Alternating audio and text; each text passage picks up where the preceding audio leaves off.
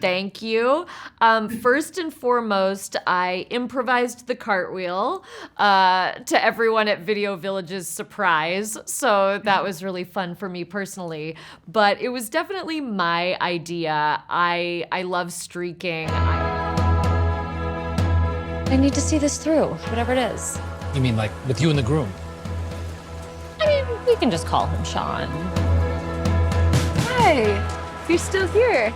If my being here is making you uncomfortable. No, it wouldn't be very cool of me to kick out one of Sean's whole. Hi, Tom Chang from Bleeding Cool. Alison, how do you break down the creative process between you and Dave, and why do you think you both work so well together?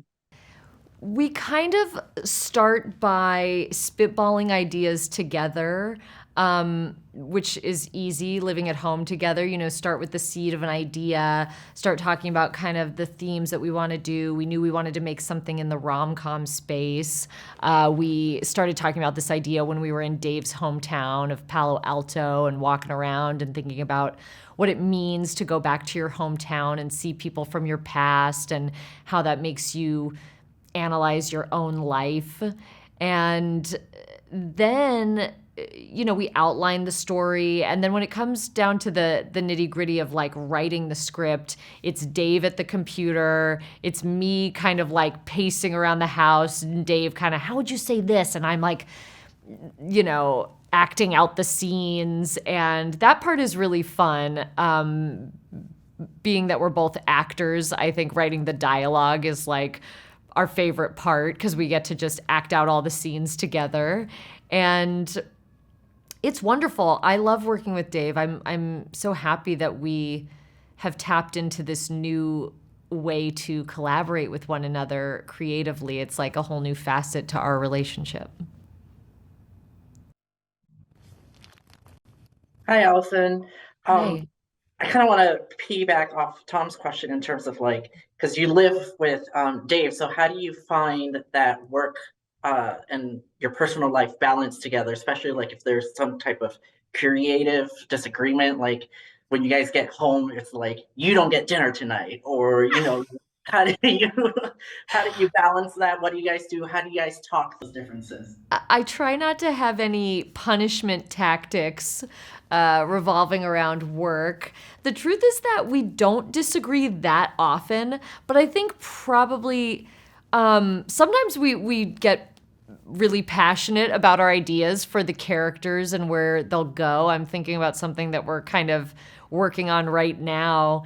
And anytime tensions get high or passions rise up, usually we kind of just put a pause on the discussion, if we're both, for some reason, and truly it's very rare. So if we're both coming at some aspect of a character or some plot point from two totally different directions, I think it's a sign that it's like very important to both of us, and we usually table it, sleep on it, come back to talk about it more when we've both calmed down a little bit. And usually by that time, we both can kind of come into it seeing the other person's perspective and find a good compromise. It's, as I'm saying it, it's like great relationship advice too, I think. Thank you. Hey, Allison. Jim here with Real Talker right up there. Hey. So I'm curious, like that's a famous golf course right now that you're behind. You mentioned the collaboration with Dave. How does it like begin when you guys are discussing? So yeah, you're gonna show boobs, bush, cartwheels, and there's gonna be a kid in the background somewhere. Like, I'm just curious how that conversation started. Who was like leading the charge here and bringing this together? There's a lot of dynamics going on in that scene. It's definitely memorable. So. Thank you. First and foremost, I improvised the cartwheel to everyone at Video Village's surprise. So that was really fun for me personally. But it was definitely my idea. I love streaking. I went to college at Cal Arts. which is like an arts conservatory, and clothing was optional everywhere but the cafeteria. So when I was in college, it's not like students were going to class naked all the time, but everybody had this freedom to be naked on campus by the pool as part of like an art piece. And yeah, I really embraced it. I loved to streak. I loved to go, just like making my friends laugh. So like I've always had this connection to streaking and nudity, and we just, it seemed to really make sense to weave that into Allie's story, as so much of her arc is about kind of getting back to who she used to be and to the truest version of herself, and kind of like stripping her down literally and figuratively to like the bare essence of herself. It was the perfect metaphor for all that. Worked well. Thank you. Linda and Al Lerner, we're a husband and wife team who write, shoot, and edit ourselves. Excellent. So we identify with you and Dave. I don't know if we are as in sync as you and Dave are all the time. Well, we'll see how long it lasts. Yeah. Do you draw off of any relationships you've had in the past for the story arc? Not specifically, but so the main arc of the story is not really based on our lives, but there are a lot of details to the whole movie that are drawn on personal experiences on behalf of Dave and I and a lot of our friends. We have a friend who has walked in on his mom in a compromising position. As I said, my nudist days, and my times flying in airplanes with our cat Harry. So like, there's a lot of little specifics. Even the way that like Allie's childhood bedroom is decorated with Beastie Boys and Dazed and Confused Reality Bites posters. Like a lot of that is a callback to things that I liked in high school and that Dave connected to as well. And thematically, in a slightly broader sense, I do think a lot about my role in relationships in my early 20s before I met Dave, and how often I would get in a pattern of on again, off again relationships. And so I wanted to explore ideas surrounding the one that got away, and why do these patterns happen where we miss an ex, and is it really about that person, or is it more about missing the way you felt at that period in your life? Well, we also had a cat named Harry. Sweet Harry. Our Harry passed away in 2020, right while we were writing this, and we just commemorated him by giving him this role in the movie. Lovely. Thank you. Thank you. Darren Paltrowitz from the Paltrow Cast. Thank you for taking the time. And my question is about the writing and the screenplay itself. So this is the latest thing we've seen from you that you've written, somebody I used to know.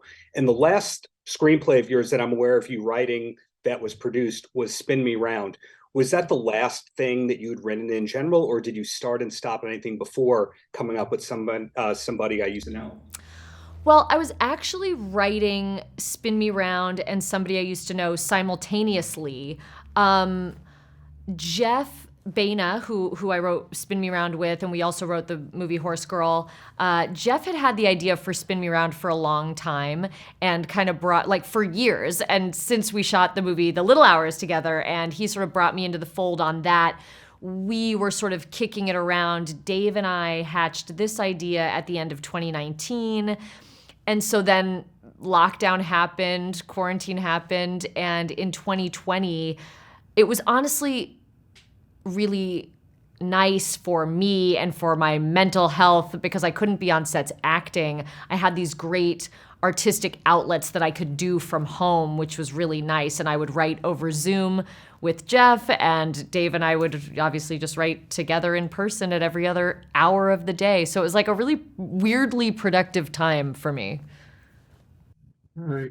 Alison, since you've stepped behind the director's chair on TV with Glow and Marvel 616, have you considered doing your first feature?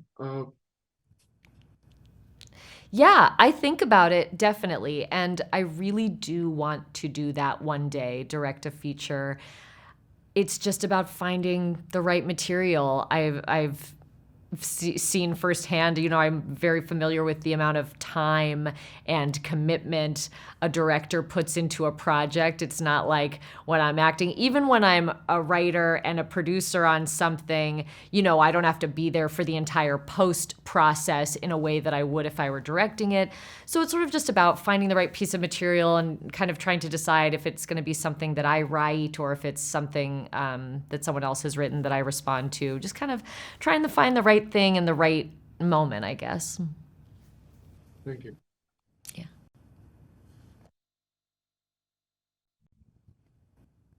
Hello again. I have a question for the film. What do you hope audiences take away when they watch the film?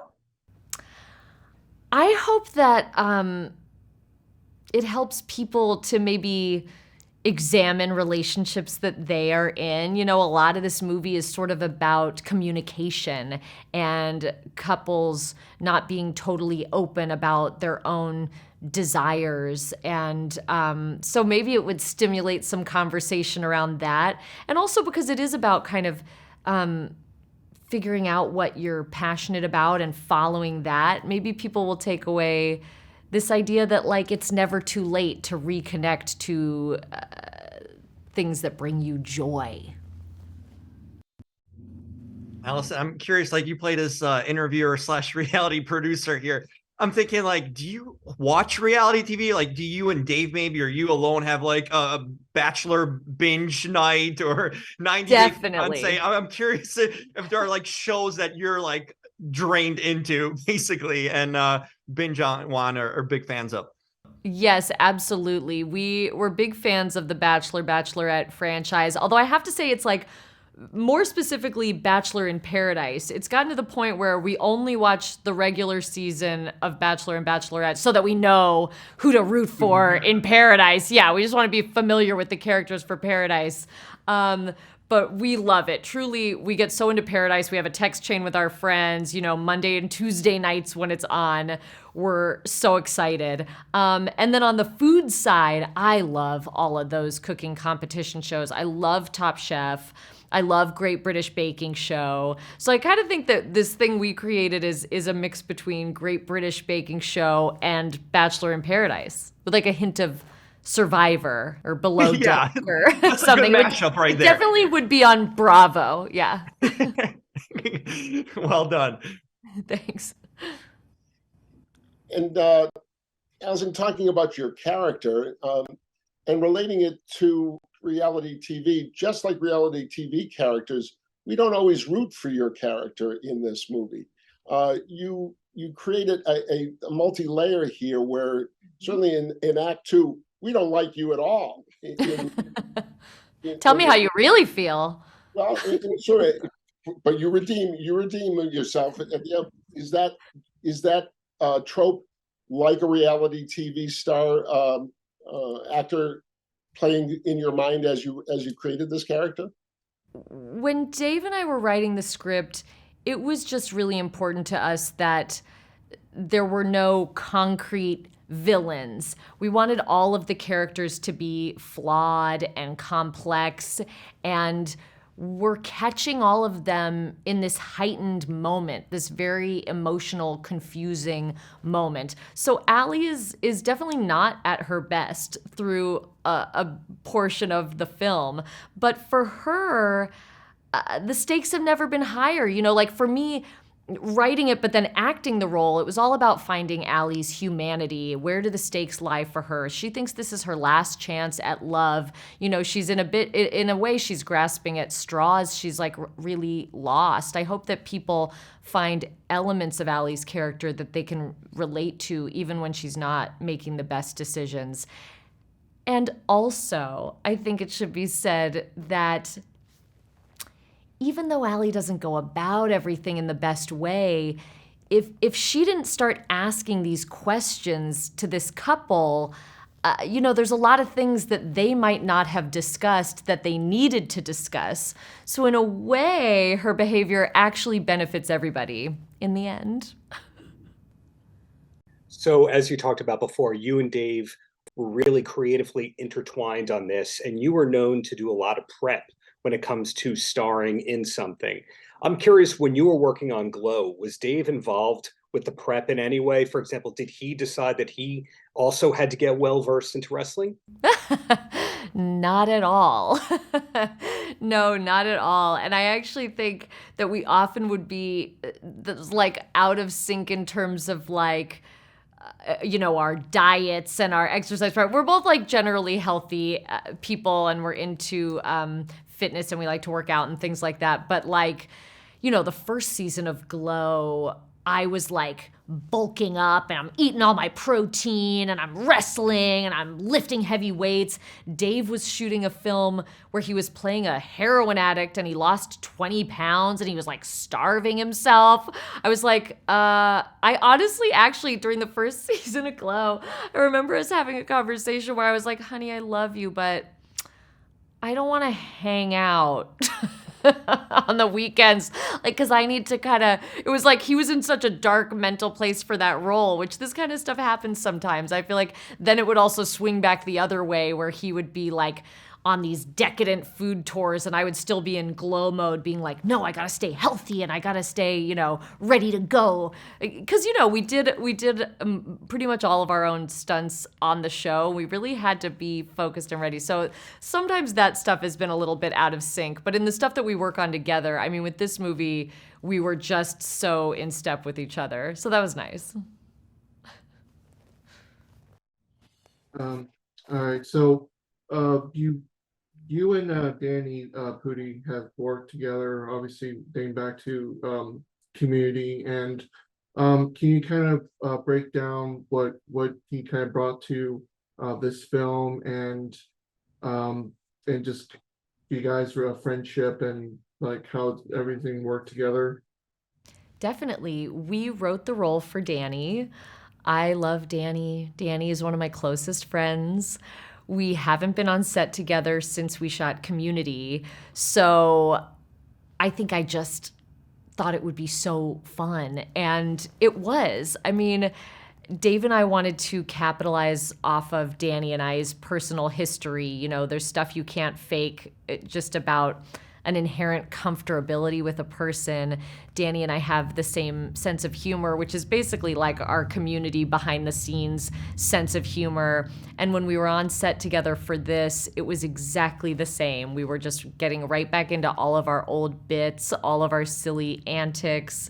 And Dave would just let the camera roll and we would goof around, and a lot of that stuff made it into the movie. And I'm so glad because, a big part of the film is this nostalgia of going home and seeing these people who really know you. And Danny and I just have that relationship. He's like a brother to me. And I think letting the audience witness that kind of brings people into the fold. It's like we're telling inside jokes that you're a part of. Also, the character Danny plays, he's sort of the best friend of Jay Ellis's character and kind of the best friend of my character and sort of representing the audience perspective, right? Constantly checking in with Allie, questioning her behavior in the way the audience might be wondering what she's up to, why she's doing what she's doing. And Danny is a very empathetic, kind person. And I feel like he brings that element to the character where he's able to ask the hard-hitting questions, but not in a judgmental way. He sort of always comes from a place of love, and that's really infused into his character in this. Thank you, Alison. Thanks.